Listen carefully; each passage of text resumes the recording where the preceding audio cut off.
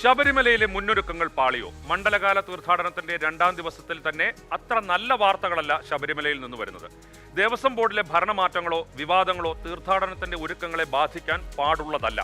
അങ്ങനെ സംഭവിച്ചോ എന്ന് പരിശോധിക്കേണ്ടത് സർക്കാരും ഉത്തരവാദിത്തപ്പെട്ടവരുമാണ്. എത്തിയ തീർത്ഥാടകർക്ക് സുഖകരമായ ദർശനം ലഭിക്കുന്നില്ല എന്നാണ് ഇന്ന് വ്യാപകമായി ഉയർന്നുകേട്ട പരാതി. തീർത്ഥാടകരുടെ തിരക്ക് നിയന്ത്രിക്കാൻ ഉദ്യോഗസ്ഥർക്ക് കഴിയുന്നില്ല. ഉച്ചവരെ ആയപ്പോഴേക്കും 1.5 ലക്ഷം ഭക്തരാണ് സന്നിധാനത്തെത്തിയത്. ദർശന സമയം നീട്ടിയിട്ടും തിരക്ക് കുറഞ്ഞില്ല. ഭയങ്കര തിരക്കാ. ഞങ്ങൾ ഇന്നലെ 10 മണിയായപ്പോ പമ്പയെ വന്നതാ. ഞങ്ങൾ ഇതുവരെ ഇവിടെ എത്തി, ഇപ്പോഴാണ് എത്തിയത്. 9:30 ആയപ്പോൾ പമ്പയിൽ വന്നതാണ്. പമ്പയിൽ നിന്ന് നമ്മൾ നടപ്പന്തൽ വന്നപ്പോൾ ഏകദേശം ഒരു 10 മണിയാണ്. അതുപോലൊക്കെ എല്ലാ വർഷത്തിനേക്കാളും നല്ല തിരക്കാണ്. നല്ല ഭക്തന திரக்கான அதிசக்தമായ തിരക്കുകളാണ്. கும்பகோணம் கீழே நாங்கள் நேற்று 12 மணிக்கு வந்தோம். 12 மணிலேருந்து இப்போ 12 மணிக்கு இங்கே 1 மணிக்கு தான் வந்துடும். நேற்று 12 மணிக்கு இதை கல்லூரிகளில் கொண்டுனாங்க தான். அதுக்கு பிற்பாடு வர முடியல, அங்கேயே இருந்துட்டோம். ரெஸ்டாக இருந்து அங்கேயே இருந்துட்டோம். குடிச்சாமி தான் முடியல. നിലയ്ക്കലിന് സമീപം ഇലവുങ്കലിൽ വെച്ച് തന്നെ തീർത്ഥാടകരുടെ വാഹനം തടയേണ്ട സ്ഥിതിയുണ്ടായി.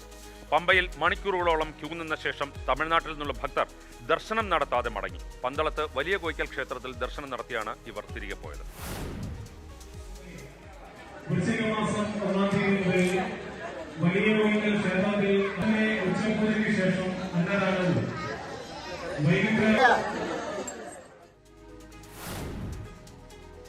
എന്തുകൊണ്ടാണ് ഈ പ്രശ്നം ഉണ്ടായത് എന്നുകൂടി പരിശോധിക്കാം. മണ്ഡലകാലം തുടങ്ങുന്നതിന് മുൻപ് തന്നെ NDRFന്റെയും റാപ്പിഡ് ആക്ഷൻ ഫോഴ്സിന്റെയും സേവനം സംസ്ഥാന സർക്കാർ ആവശ്യപ്പെട്ടിരുന്നു. കേന്ദ്രം ഇക്കാര്യം വേണ്ട രീതിയിൽ പരിഗണിച്ചില്ല.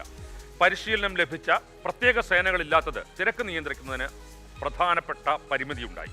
കേന്ദ്രസേനയുടെ 50 അംഗങ്ങളെങ്കിലും നാളെ എത്തുമെന്നാണ് ഇപ്പോൾ പ്രതീക്ഷിക്കുന്നത്. ഇതുൾപ്പെടെ മുന്നൊരുക്കങ്ങളിലെ ചില പ്രശ്നങ്ങളും ക്രമീകരണത്തിലെ പാളിച്ചകളും ദേവസ്വം ബോർഡ് പ്രസിഡന്റ് ചൂണ്ടിക്കാണിക്കുന്നുണ്ട്.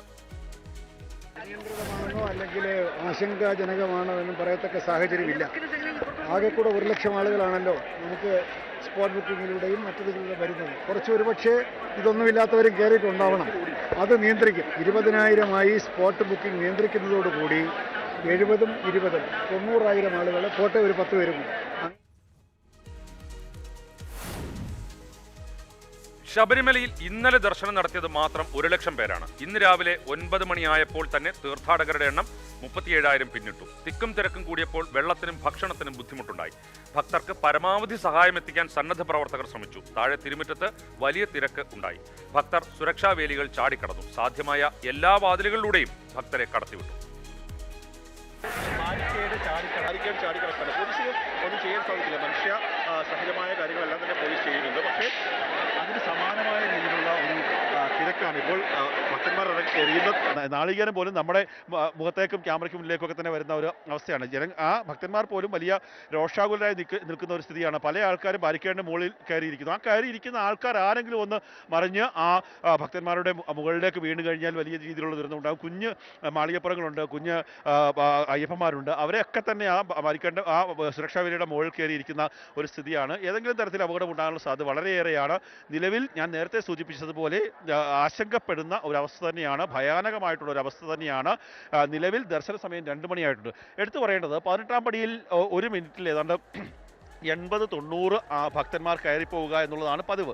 സാധാരണ IR ബറ്റാലിയനിൽ നിന്നുള്ള ഉദ്യോഗസ്ഥർ അവിടെ നിന്ന് 90-80 ശരാശരി ഒരു 85 ആൾക്കാരെ ഓരോ മിനിറ്റിലും കയറ്റി വിടാറുണ്ട്. പക്ഷേ ഇന്നത്തെ ഒരു അവസ്ഥ 45 ഭക്തന്മാരാണ് പരമാവധി 1 മിനിറ്റിൽ കയറുന്നത്.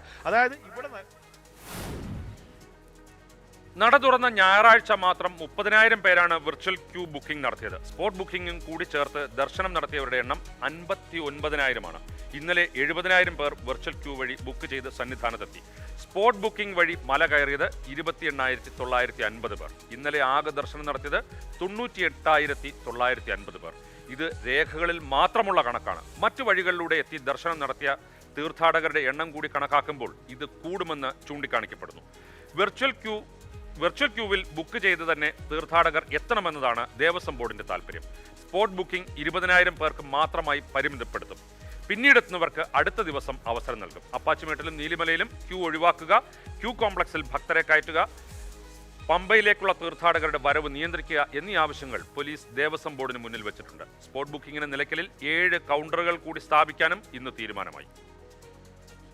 അങ്ങനെ നിയന്ത്രിച്ചു കൊണ്ടിരുന്ന സംവിധാനമൊക്കെ നിലവിലുണ്ട്. പക്ഷെ അങ്ങനെ നിയന്ത്രിക്കേണ്ട സംവിധാനം ഇപ്പോൾ യഥാർത്ഥത്തിൽ ആയിട്ടില്ല. ഞാൻ പറഞ്ഞു, ഇവിടെ എത്തുന്നവർ ക്രമമായിട്ട് വരിക മാത്രമേ ചെയ്യണ്ടൂ. അവർ ഈ ക്യൂ വരുന്ന ഭാഗത്തിന് മുമ്പ് തന്നെ നമ്മൾ മരക്കൂട്ടം വരെ ഫ്രീ ആയിട്ട് ആൾക്കാർക്ക് നടന്നു കയറാം. അവിടെ ക്യൂ ഇല്ല. ആ ക്യൂ വരുന്ന ഭാഗത്ത് നിന്ന് തന്നെ അവർ തെറ്റി വേറെ വഴിക്ക് പോയിട്ട് നേരെ വന്ന് യു ടേണിൻ്റെ അവിടെ കയറാനുള്ള വഴി, ജീപ്പ് റോഡ് വഴി വന്ന് കയറാനുള്ള വഴി, അങ്ങനെ നോക്കുന്നവരുടെ ഒരു ബാഹുല്യമാണ് ഈ എന്താ പറയുക ക്രമാതീതമായി തിരക്കെന്ന് എനിക്ക് തോന്നുന്നത്. ഭക്തർക്ക് തങ്ങാൻ നിലയ്ക്കലിൽ സൗകര്യമൊരുക്കും. മരക്കൂട്ടം, ശരംകുത്തി, സന്നിധാനം പാതയിലെ ക്യൂ കോംപ്ലക്സുകൾ കൂടുതൽ പ്രവർത്തനക്ഷമമാക്കും. ക്യൂ കോംപ്ലക്സിൽ വിശ്രമിക്കുന്നവർക്ക് വരിയിലെ മുൻഗണന നഷ്ടമാകില്ല. കുടിവെള്ളത്തിനും ലഘുഭക്ഷണത്തിനും പുറമെ ചുക്കുകാപ്പി കൂടി ലഭ്യമാക്കും. ക്യൂ കോംപ്ലക്സിൽ അധികം ജീവനക്കാരെ നിയോഗിക്കും എന്നിവയാണ് ദേവസ്വം ബോർഡിന്റെ ഉറപ്പുകൾ. സുരക്ഷിതവും സുഖകരവുമായ അയ്യപ്പ ദർശനത്തിന് സർക്കാർ സംവിധാനങ്ങൾക്കൊപ്പം ഭക്തരുടെ സഹകരണം കൂടിയേ തീരൂ.